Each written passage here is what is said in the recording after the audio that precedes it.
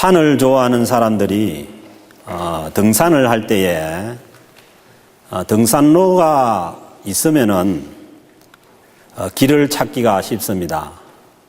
지도에 등산로가 표시되어 있으면은 그 지도를 보고 등산로를 찾아가면 쉬운데 정말 깊은 산을 등산을 하다 보면은 등산로가 사라지는 그 지점에서부터 정말 등산이 어려워지게 됩니다. 그런데 길 찾기가 더 어려운 곳은 사막이라고 합니다. 사막에서는 지도를 보고 길을 찾으면 안 된다고 합니다. 왜냐하면 바람 때문에 모래가 이리저리 옮겨 다녀 길을 묻어버리기도 하고 또 없던 모래산이 나기 때문에 지도를 보고 길을 찾아갈 수가 없는 곳이 사막입니다. 그럴 때는 지도를 보는 것이 아니라 방향을 분간할 수 있는 나침판을 보고 길을 찾아야 한다는 것입니다. 우리가 살아가는 인생길은 길이 나 있는 등산로가 나 있는 등산이기보다는 오히려 사막을 지나가는 것과 같습니다. 왜냐하면 다른 사람들이 그렇게 살았다고 해서 나도 그렇게 살면은 되는 것이 아니고 과거에 그렇게 했다고 해서 앞으로도 꼭 그렇게 되는 것이 아니라는 것입니다. 우리가 살아가는 삶의 환경은 언제나 쉼없이 끊임없이 변하기 때문입니다. 마치 사막처럼 있던 길이 없어져 버릴 수도 있습니다. 또 없던 장애물이 갑자기 생겨날 수도 있습니다. 이런 광야와 같은 삶에서 나침판의 역할을 하는 것이 하나님의 말씀입니다. 오늘 본문은 이스라엘 백성들이 출애굽하여서 40년 광야 생활을 마치고 목적지인 가나안 땅에 들어가기 전 모압 평야에 있을 때에 하나님께서 이스라엘 백성들에게 하신 말씀입니다. 하나님은 이스라엘 백성들을 광야에서 40년간을 헤매게 했습니다. 이 광야에서는 사람이 자기의 힘으로 살아갈 수가 없습니다.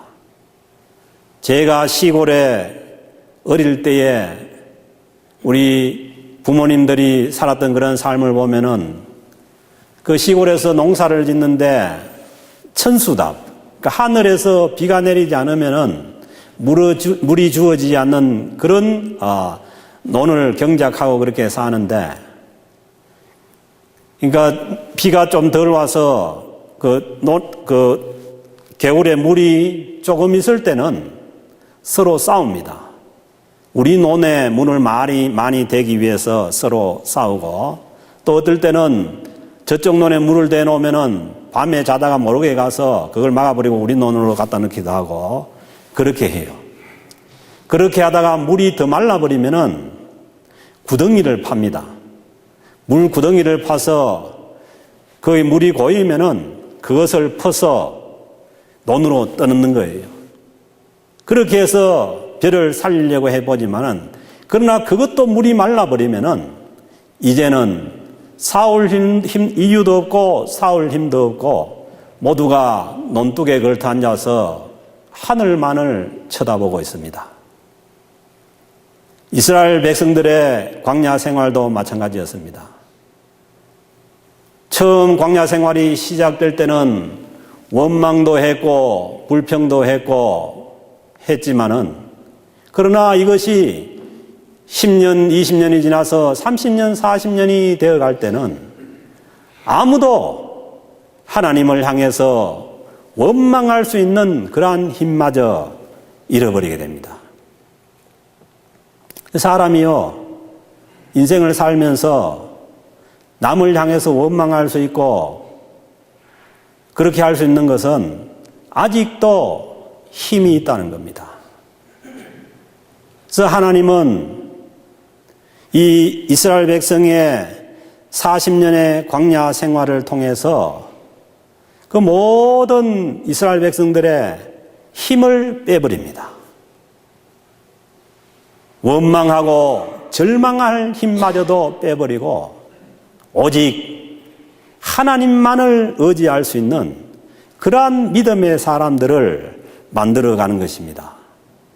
그래서 오늘 주신 말씀을 보면은 이 8장 1절 말씀이 이스라엘 백성들의 40년 광야 생활의 결론입니다. 내가 오늘 명하는 모든 명령을 너희는 지켜 행하라. 그리하면 너희가 살고 번성하고 여호와께서 너희의 조상들에게 맹세한 하신 땅에 들어가서 그것을 차지하리라. 어떻게 하면 된다고요? 하나님의 말씀을 지켜 행하고 그렇게 하면은 너희가 살고 번성하고 그리고 그 땅에 들어가서 그것을 차지하며 산다고 말씀하고 있습니다. 하나님께서 그 이스라엘 백성들의 광야 생활 속에서 그 가나안 땅을 들어가는 길을 가르친 게 아닙니다. 어떻게 전쟁을 하고 어떻게 싸워서 그 가나안 땅에 들어갈 수 있는지 그 방법을 가르친 게 아니에요. 전쟁을 가르친 게 아닙니다. 하나님께서 이스라엘 백성 그 광야 생활 속에서 가르치고자 한 것은 오직 하나님만을 바라보는 그 믿음을 하나님께서 가르치기를 원하셨습니다. 왜 그렇습니까?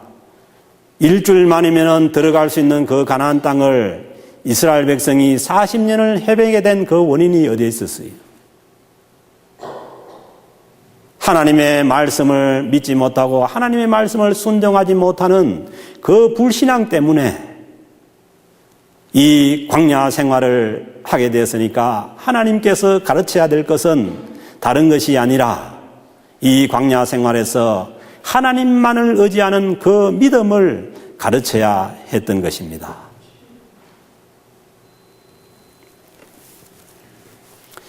왜 그 이스라엘 백성들이 하나님의 말씀을 순종하고 믿고 순종하면은 일주일만이라도 들어갈 수 있는 그 광야 땅을, 그 가나안 땅을 들어가지 못하고 그렇게 헤매야만 했는가?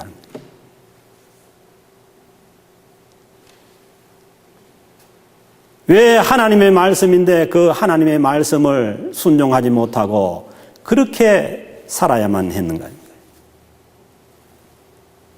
오늘 주신 2절 말씀 보면은 내 하나님 여호와께서 이 40년 동안에 내게 광야 길을 걷게 하신 것을 기억하라. 왜 광야 길을 걷게 했느냐? 이는 너를 낮추시며 너를 시험하사 내 마음이 어떠한지 그 명령을 지키는지 안 지키는지 알려하려 하심이라.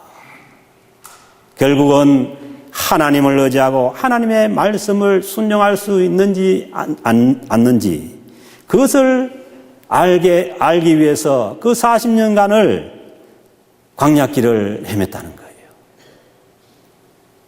그러면 왜 하나님의 말씀인데 순종하지 못하고 그렇게 원망과 불평으로 시작해서 그렇게 끝나야만 했는지, 그것은 오늘 주시는 말씀에 보면은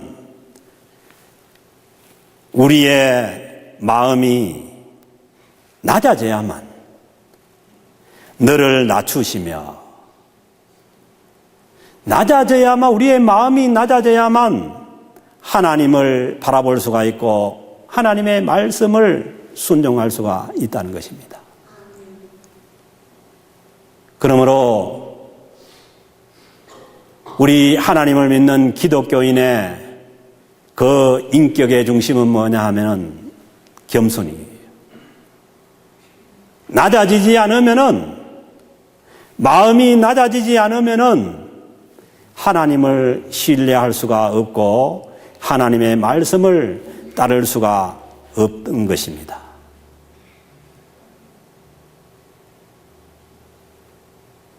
우리가 믿음 생활을 하면서 잘못 믿으면은 믿음으로 인해서, 믿음이 있는 것으로 인해서 영적인 교만이 생길 수가 있습니다. 제일 무서운 것은 영적인 교만이에요.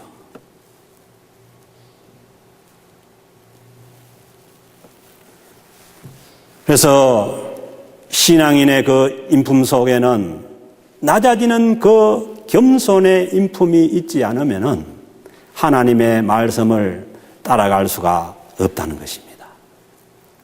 그래서 어거스틴은 첫째도 겸손이고 둘째도 겸손이고 셋째도 겸손이라는 것입니다. 이 얘기는 어떤 말씀이냐 하면은 우리가 신앙인이 하나님의 나라, 하늘나라의 그 삶을 누리기 위해서는 인격적으로 변화되지 않으면은 하나님의 말씀을 순종할 수도 없고, 그리고 하나님을 따라갈 수도 없다는 거예요. 그래서요, 늘 말씀드리지만은 신앙인이 자기의 인격의 변화를 대신할 수 있는 것은 아무것도 없습니다. 내가 무엇을 한다, 무엇을 해서 인격의 변화를 가져올 수 있는 게 아니에요.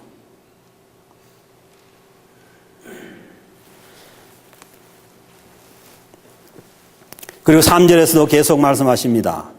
너를 낮추시며 너를 줄이게 하시며 너도 알지 못하며 내 조상들도 알지 못하는 만나를 내게 먹이신 것은, 그러니까 하나님께서 힘을 다 빼버린 거죠. 그래도 애굽에서 들고 나온 것이 있을 때는 그걸 바라보고 먹을 수 있었지만은, 그러나 광야 생활이 길어짐으로 인해 가지고 아무것도 바라볼 것이 없습니다. 그때에 하나님께서 하늘로부터 만나를 내리셔서 이스라엘 백성을 그 광야에서 살게 하신 것입니다. 오직 하늘만을 바라볼 수밖에 없게 하신 것입니다.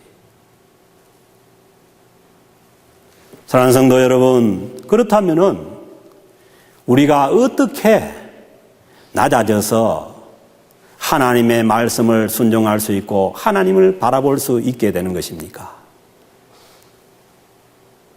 간단합니다.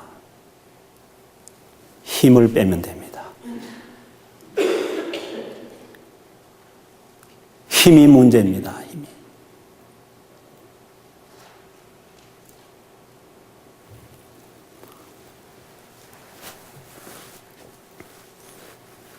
주님께서 정확하게 말씀을 하시는 거예요. 주님께서 공생애를 시작하시기 전에 어떻게 시작하셨느냐? 광야로 나가서, 그것도 먹을 것이 있는 그런 데는 안 된다는 거예요. 하나님만을 바라볼 수밖에 없는, 하나님 아버지만을 바라볼 수밖에 없는 그 광야로 나가서 그 광야에서 40일을 금식을 하십니다.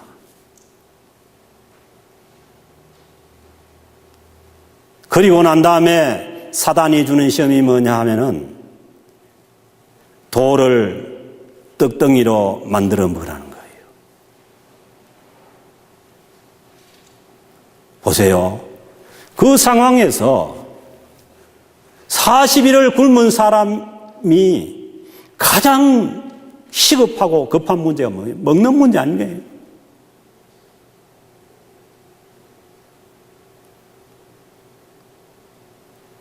사단이 그렇게 얘기하지 않아도 돌이라도 씹어 먹어야 될 판에 이 사단이 주는 시험이 그거라고.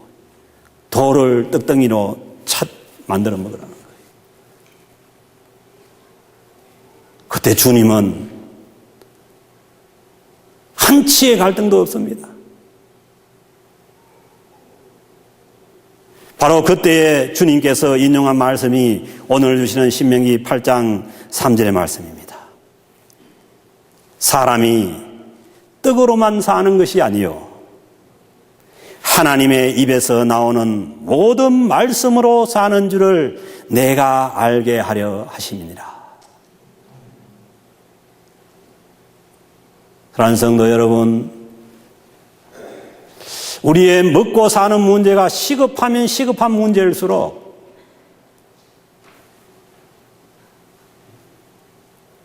우리가 붙들어야 될 것은 먹고 사는 문제가 아니라 우리가 하나님 앞에 낮아져서 하나님의 말씀에 순종하는 삶을 선택해야 되는 줄로 믿습니다. 그래서 오늘 주신 말씀 보면은 4절 말씀 보면은 이 40년 동안에 내 의복이 헤어지지 아니하였고 내 발이 부러뜨지 아니하였느니라. 그 사막에서 아무것도 붙잡을 수가 없고 아무것도 소유할 수가 없는 그러한 형편이었지만은 그러나 그 삶을 책임지신 분은 여호와 하나님이었다는 것입니다. 사랑하는 성도 여러분, 우리가 2014년도 한 해를 계획하면서 우리 앞에 놓여 있는 여러 가지 문제들이 있습니다.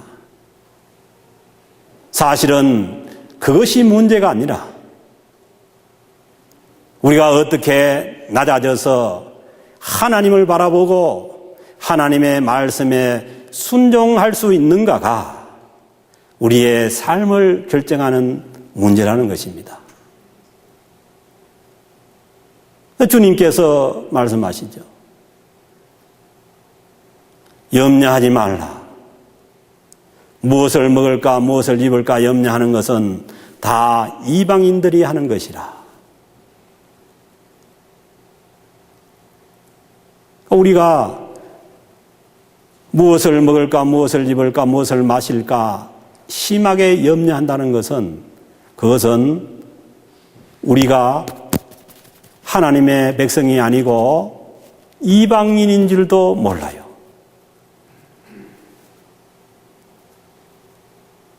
자꾸 우리를 무엇을 입을까 무엇을 먹을까 무엇을 먹을까로 염려하게 만드는 것은 하나님의 뜻이 아니고 하나님의 성령이 아니라는 거예요. 염려하지 말고 그 대신에 너희는 먼저 그의 나라와 그의 의를 구하라. 하나님을 붙잡고 하나님의 말씀에 순종하라는 것이죠.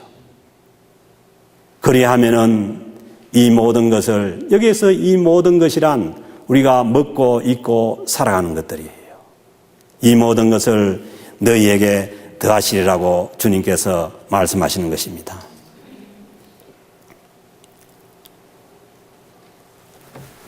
더군다나 5절 말씀 보면은 너는 사람이 그 아들을 징계한 같이 내 하나님 여호와께서 너를 징계하는 줄 마음에 생각하고.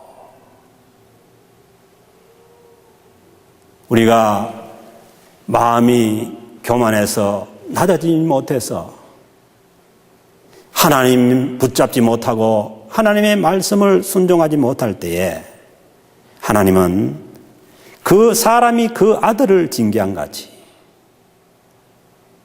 그러니까 자기 아들이 잘못되고 잘못된 길로 갈 때에 그것을 그냥 방치해두고 내버려두는 그러한 아버지가 없다는 거예요.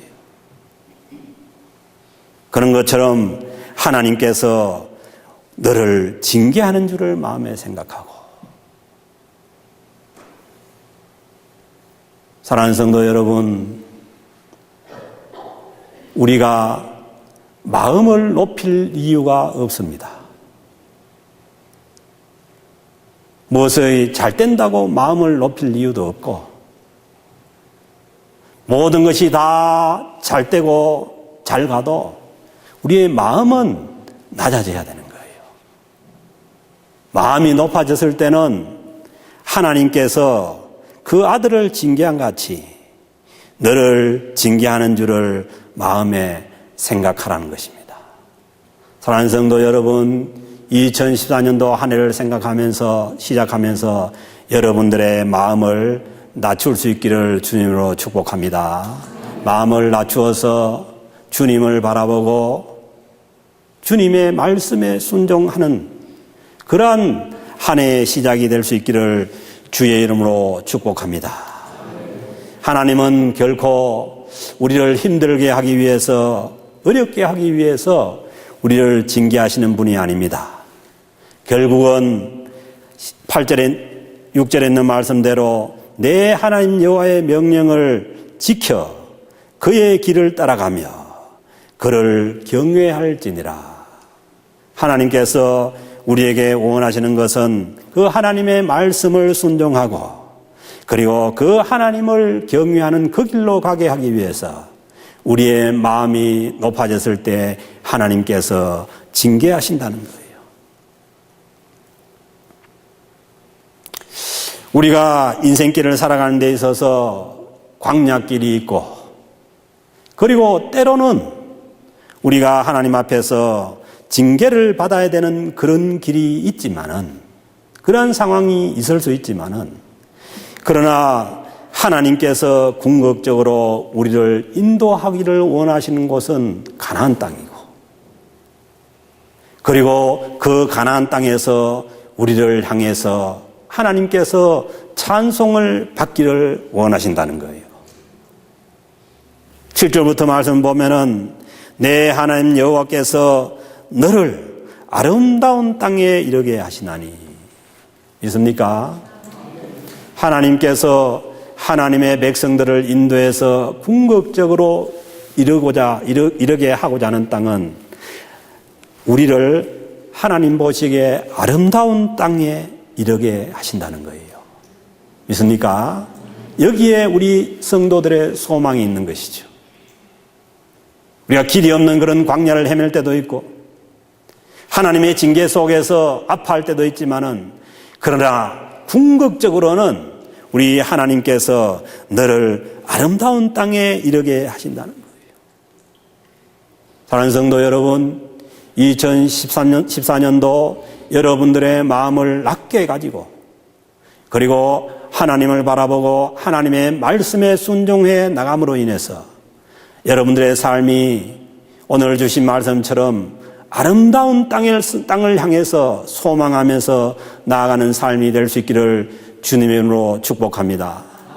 오늘 성가대가 찬양한 것처럼 우리의 인품이라는 것이 우리가 보기에, 지금 보기에 이렇고 이래도 우리의 마음을 주님께 내어드리면은 주님께서 우리 마음으로 오셔서 정말 샤론의 꽃 향기처럼 우리를 통해서 주님의 향기를 드러낼 수 있는 그런 인품을 소망하고 살아가는 저와 여러분들이 될 수 있기를 바랍니다. 신앙인을 구분할 수 있는 것은 다른 것이 아닙니다. 외적인 어떤 능력이 아니에요. 결코 그 인품의, 겸손한 인품의 변화 없이는 우리는 어디에 나가서도 주님을 우리가 전가할 수도 없고 주님을 나타내 볼 수가 없는 거예요. 사랑하는 성도 여러분, 2014년도 우리 캘거리 영락교회에 속한 모든 공동체원들이 다 우리의 마음을 비워서 주님께 내어드렸어요. 정말 우리의 마음을 낮추고 주님께서 높아짐으로 인해서 우리를 통해서 주님의 향기가 전해져 나가는 그러한 은혜가 있어지기를 주님으로 축복합니다. 그곳은 골짜기든지 산지든지 시내와 분천과 샘이 흐르고 밀과 보리의 소산지요 포도와 무화과와 승류와 감람나무의 꿀의 소산지라.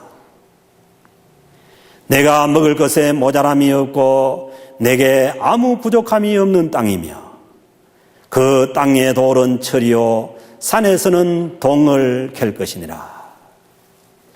사랑하는 성도 여러분, 하나님께서 우리에게 주시기를 원하는 땅은 이 아름다운 땅이고 풍성한 땅이고,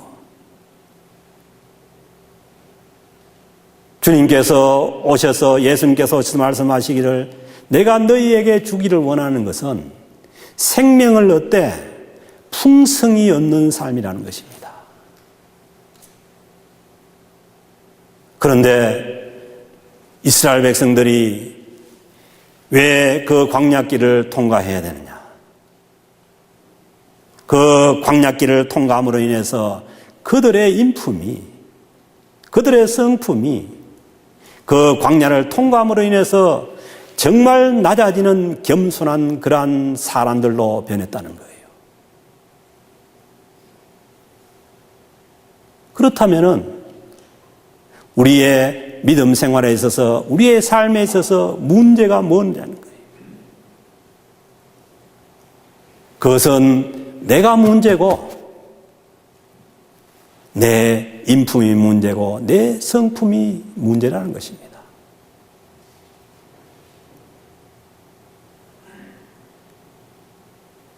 많은 기독교의 메시지가 왜곡될 수 있습니다.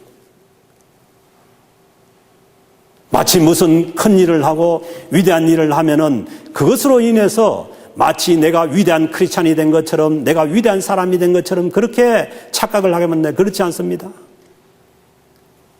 신앙의 핵심 중심에는 나의 삶의 변화, 나의 인격의 변화가 있지 않고는 우리는 결코 하나님께서 말씀하시는 그 가나안 땅을 누리고 가나안 땅을 맛볼 수가 없다는 거예요. 주님께서, 예수님께서 오셔서 사역을 시작하시면서 처음으로 하신 말씀이 뭐냐? 심령이 가난한 자가 복이 있나니 천국이 저희 것이며, 마음이 온유한 자가 복이 있나니 그들이 땅을 차지할 것이며. 무슨 말씀입니까? 우리의 심령이 정말 낮아져서 겸손한 심령이 되지 않으면은 우리가 이 땅에서 아무리 다른 것으로 대체하려고 해도 우리는 결코 하나님께서 원하시는 그 하나님 나라의 삶을 누리고 살지 못한다는 것입니다. 사랑하는 성도 여러분, 2014년도 한 해를 시작하면서 먼저 여러분들의 성품이 낮아지는 겸손한 성품이 될 수 있기를 바랍니다. 그리고 우리가 가진 것이 있고 우리가 의지할 것들을 많이 갖고 있다고 하더라도 결코 마음을 높이지 마시고 주님을 바라보고 주님의 말씀에 순종할 수 있기를 바랍니다. 떡이 있다고 하더라도 떡을 바라보지 말고 하나님의 말씀을 붙잡고 그 말씀이 우리의 삶을 살려나가도록 여러분의 삶을 하나님께 위탁할 수 있기를 바랍니다. 그렇게 해서 하나님의 나라를 정말 우리 심령 가운데, 우리 삶 현장 가운데 누려나가는 그러한 한 해가 됨으로 인해서 여러분의 삶이 정말 아름다운 땅, 가나안 땅을 향해서 나아가는 그 한 해의 삶이 될 수 있기를 주님의 이름으로 축복합니다.